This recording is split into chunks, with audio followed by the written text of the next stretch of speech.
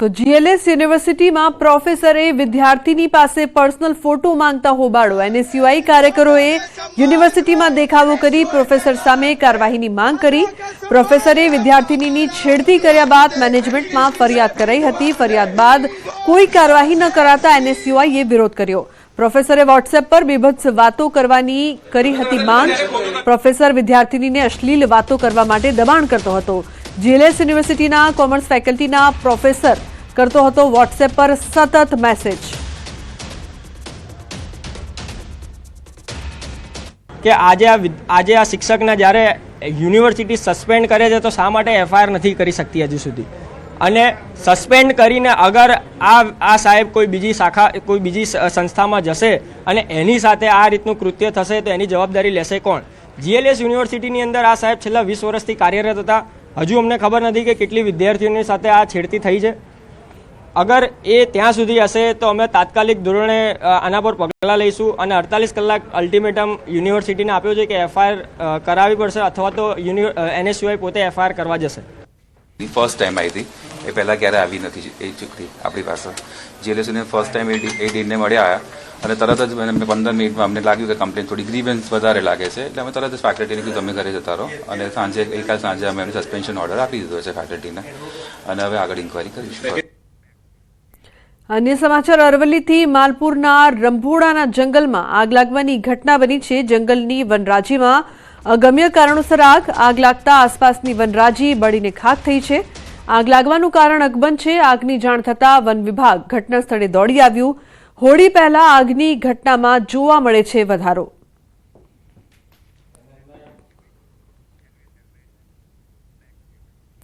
Helmet ફરજિયાત પહેરવું આ કાયદાથી સૌ કોઈ વાકેફ છે, પણ તે અંગેનું પાલન થતું નથી. રાજ્ય સરકારે પોતાના ઘરથી જ તપાસની શરૂઆત કરી છે. એટલે કે સરકારી કચેરીઓમાં આવતા અધિકારી અને કર્મચારીઓ માટે પહેલા ફરજિયાત હેલ્મેટ પહેરીને આવવાનો કાયદો અનેક પરિપત્ર બહાર પાડવામાં આવ્યું હતું, પરંતુ થોડા દિવસ પાલન કરાયું પછી સ્થિતિ જેમની તેમ. ત્યારે ન્યૂઝ 18 ગુજરાતી નવસારી જિલ્લાના ગણદેવી તાલુકાની ગણદેવી મામલતદાર કચેરી પહોંચ્યું અને રિયાલિટી ચેક કરવામાં આવ્યું, જેમાં કેટલાક કર્મીઓ તો કેટલાક અધિકારીઓ કેમેરામાં હેલ્મેટ વગર આવતા નજરે પડ્યા હતા. સરકારશ્રીએ હેલ્મેટ પહેરવા માટે સરકારી કર્મચારીઓ માટે ફરજિયાત કર્યું છે. એના માટે અમે અમારા કર્મચારીઓને ચુસ્ત પાલન કરવા માટે સૂચના આપી છે, કાગળ પર સૂચના આપી છે અને એની અમલવારી બી કરાવીએ છીએ.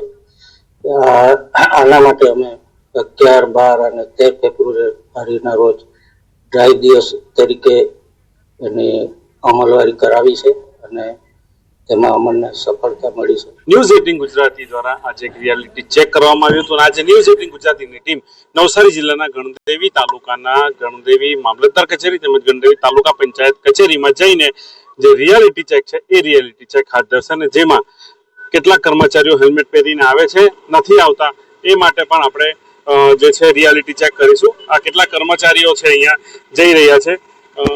હેલ્મેટ પહેરવાનો કાયદો છે, પરિપત્ર છે સરકારનો, હેલ્મેટ પહેરે નથી આવ્યા કેમ? આ તો અરજદાર છું, અહીંયા કામ કરવામાં દાખલો કઢાવાયો. ક્યાંથી આવવાનું તમારે? મહુવા કચેરીથી. હેલ્મેટ પહેરીને આવો છો, સરકારનો કાયદો છે, ખૂબ સારી વાત છે, શું કહેવું? બસ પહેરવું જોઈએ બધાએ પોતાના સેફટી માટે ને એના માટે. જે નથી પહેરીને આવતો એમને શું કહેશો? પહેરવું જોઈએ, સરકારના નીતિ નિયમો પાડવા જોઈએ. આજે ભૂલી ગયો રોજ જ પહેરીને આવીએ.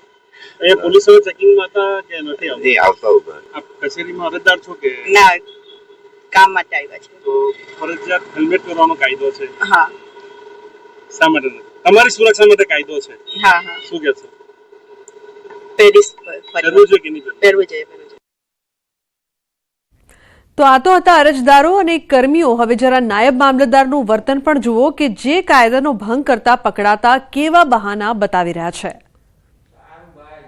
સરકારી કચેરીઓમાં ફરજિયાતપણે હેલ્મેટ પહેરવાનો જે કાયદો છે રાજ્ય સરકારે બનાવી પરિપત્ર પાડવામાં આવ્યો છે, પરંતુ લોકોને નિયમોનું પાલન કરાવતા નાયબ મામલતદારો પોતે હેલ્મેટ પહેરવાથી બહાના કાઢી રહ્યા છે. આજે એક નાયબ મામલતદાર છે, એ પોતે પણ કેમેરામાં કેદ થયા હતા, જે હેલ્મેટ પહેરી નથી આવ્યા. બેન, નામ શું? હેલ્મેટ પહેરીને નથી આવ્યા. સરકારના કાયદાનું તમે પાલન નથી કરતા. સરકારી ભાઈ અહીંયા હું નજીકમાં જતી ને અહીંયાથી આટલા આવી ફરજિયાતપણે હેલ્મેટ પહેરવાનો નિયમ છે, મામલતદારે ના પાડી. પણ જેટલા